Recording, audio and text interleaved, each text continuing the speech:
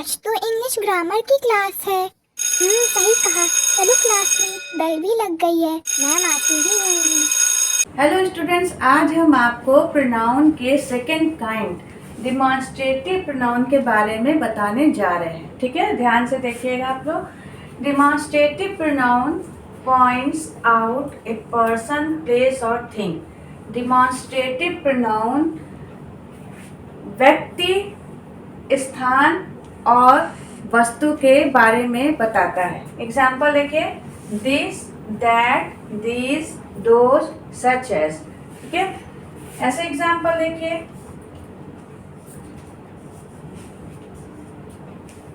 This is my pen.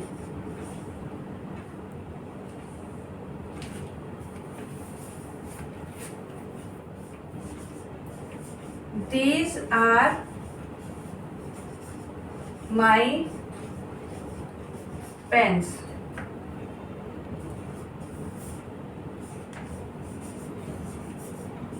That is my book.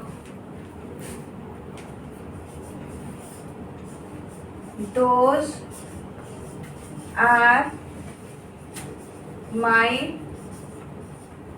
Books. इन सब में दिस, दीज, दैट, दोज, ये सभी डिमॉन्स्ट्रेटिव प्रोनाउन हैं, क्योंकि ये सब नाउन की ओर इंडिकेट कर रहे हैं। इसमें नाउन पेन है, इसमें भी पेन्स है, इसमें बुक है, इसमें बुक्स है। समझ में आया आप सबको? डिमॉन्स्ट्रेटिव प्रोनाउन किसी व्यक्ति, वस्तु और स्थान के बारे में बताते हैं। ठीक है, थर्ड नंबर पर इंटेरोगेटिव प्रोनाउन को देखिए। It is use for asking questions. इसका प्रयोग क्वेश्चन पूछने के लिए, यानी प्रश्न पूछने के लिए किया जाता है। एग्जाम्पल देखिए, what, when, where, who, how etcetera. इसके अतिरिक्त अन्य भी वर्ड्स होते हैं, जैसे हुज, हुम, हु, ये सब। समझ में आया आप सबको कि इंटेरोगेटिव प्रोनाउन का यूज हमेशा क्वेश्चन पूछने के लिए किया जाता है। एग्जाम्पल और देखिए सेंटेंस में, फर्स्ट नंबर पर,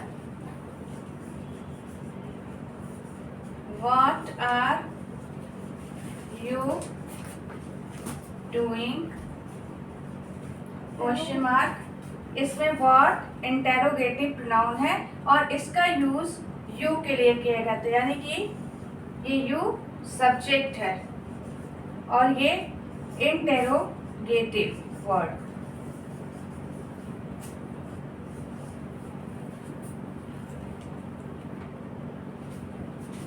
इंटेरोगेटिव प्रोनाउन है। इसी प्रकार से दूसरा देखिए,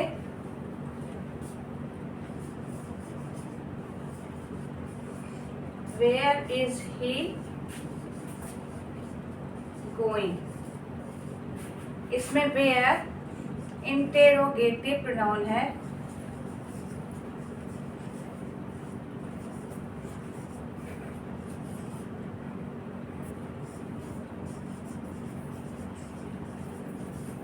और ही ये सब्जेक्ट है। समझ में आया आप सभी को कि इंटेरोगेटिव प्रोनाउन का यूज क्वेश्चन पूछने के लिए किया जाता है, जिसमें वर्ड्स होते हैं what, where, when, why, how etcetera. Fourth number पे देखिए, possessive pronoun. A pronoun that shows position is called a possessive pronoun. वो प्रोनाउन जो अधिकार संबंधी होते हैं, किसी वस्तु पर अपना अधिकार प्रकट करने वाले होते हैं, वो पॉजेसिव प्रोनाउन होते हैं। एग्जाम्पल देखिए, my, your, our, his, her, their etcetera. Sentence में एग्जाम्पल देखिए, दिस इज माई कार। इसमें माई क्या होगा? ये पॉजेसिव प्रोनाउन होगा।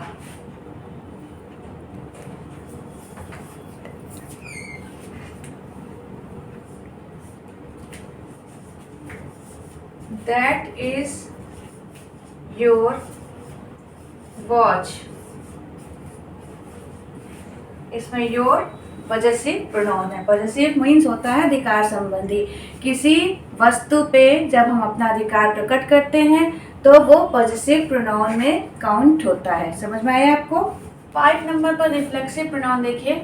इन reflexive pronoun the action done by the subject turns back upon it.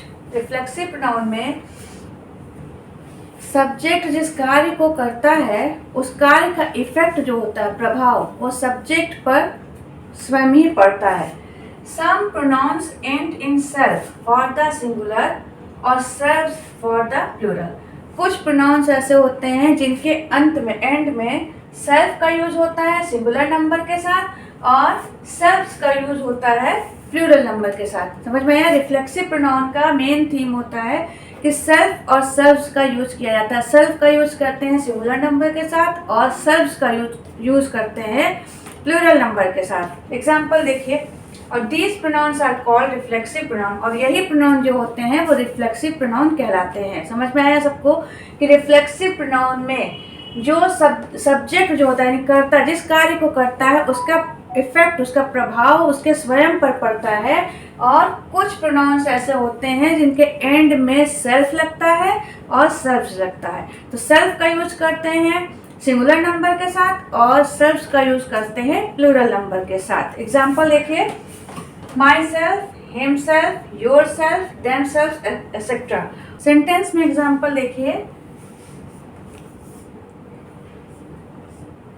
I hurt myself। इसमें आई के साथ माई सेल्फ का यूज किया गया है। सेकेंड देखिए। दे hurt themselves।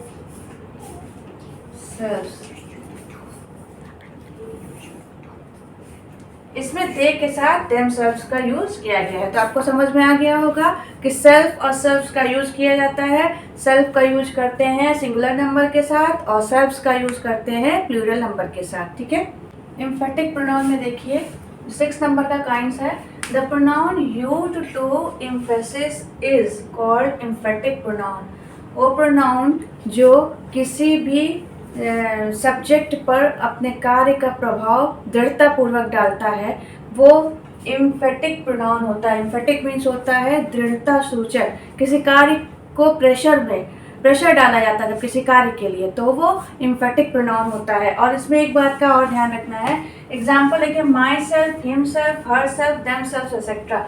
ये रिफ्लेक्सिव ही प्रोनाउन की तरह ये प्रोनाउन भी होता है, लेकिन रिफ्लेक्सिव प्रोनाउन में हमेशा जो माई सेल्फ, हिमसेल्फ, इनका यूज सेंटेंस में बाद में होता है, लेकिन इसमें एम्फेटिक प्रोनाउन में हिमसेल्फ, माई सेल्फ, इन सब का यूज तुरंत सब्जेक्ट के बाद किया जाता है। एग्जाम्पल देखिए।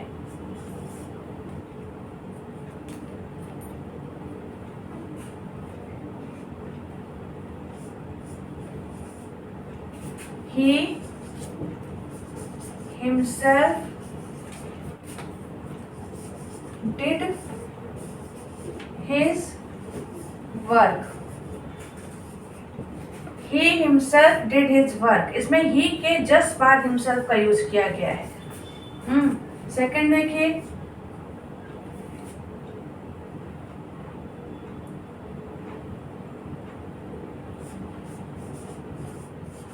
They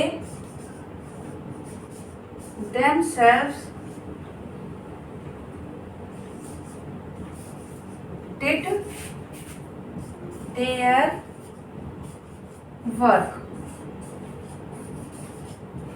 और इसमें देखिए तुरंत दे के बाद themselves का यूज किया गया है। तो रिफ्लेक्सिव प्रोनाउन में और एम्फेटिक प्रोनाउन में ये डिफरेंस होता है। रिफ्लेक्सिव प्रोनाउन में जो हिमसेल्फ, माई सेल्फ, ये वर्ड जो होते हैं वो लास्ट में यूज में आते हैं या बीच में कहीं आएंगे, लेकिन एम्फेटिक प्रोनाउन में हमेशा सब्जेक्ट के बाद he himself, my self, her self जैसा सब्जेक्ट होगा उसके अकॉर्डिंग यूज किया जाता है। जैसे इसमें ही हिमसेल्फ हो गया, दे देमसेल्व्स हो गया। ये बात का आप लोग ध्यान रखिएगा हमेशा कि रिफ्लेक्सिव प्रोनाउन में और एम्फेटिक प्रोनाउन में ये डिफरेंस होता है। रिफ्लेक्सिव प्रोनाउन में हमेशा बाद में यूज होता है हिमसेल्फ देमसेल्व्स का यूज, और एम्फेटिक प्रोनाउन में हमेशा सब्जेक्ट के जस्ट बाद किया जाता है। तो बच्चों आज हम यहीं तक बताएंगे आपको। आज जो जो बताए गए हैं काइंड्स उनके बारे में हम फिर से आपको एक बार बता दे रहे हैं कि डिमॉन्स्ट्रेटिव प्रोनाउन से हमने स्टार्टिंग की थी। तो डिमॉन्स्ट्रेटिव प्रोनाउन में वे प्रोनाउन होते हैं जो किसी व्यक्ति, वस्तु, स्थान यानी पर्सन, प्लेस और थिंग को इंडिकेट करते हैं, ठीक है, जिसमें आता है this, that, these, those, such, S etcetera, ठीक। इंटेरोगेटिव जो प्रोनाउंस होते हैं वो इंटेरोगेटिव में it is use for asking questions, इसका यूज करते हैं क्वेश्चन पूछने के लिए, प्रश्न पूछने के लिए, जैसे कि what, where, when, why, how, whose, whom, ये सब वर्ड्स आते हैं इंटेरोगेटिव सेंटेंस में। और जो हेल्पिंग वर्ब से भी स्टार्ट होते हैं वो भी इंटेरोगेटिव ही सेंटेंस में आते हैं, ठीक है।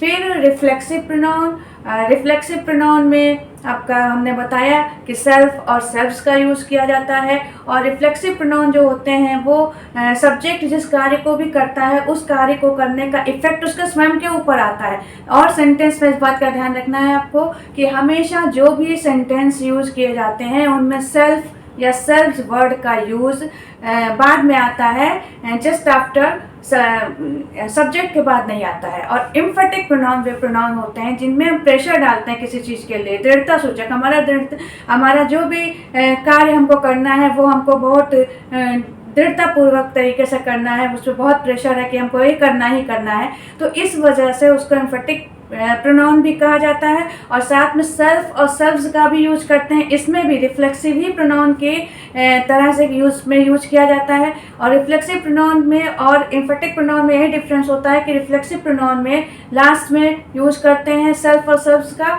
और एम्फेटिक प्रोनाउन में जस्ट आफ्टर सब्जेक्ट के बाद ही himself, herself, themself, जैसे अकॉर्डिंग टू सब्जेक्ट यूज किया जाता है। आज हम आपको यहीं तक बताएंगे और नेक्स्ट वीडियो में इसके आगे जो काइंड्स हैं वो बताएंगे। आप सब खुश रहिए और आराम से रहिए और खूब पढ़ाई करिए।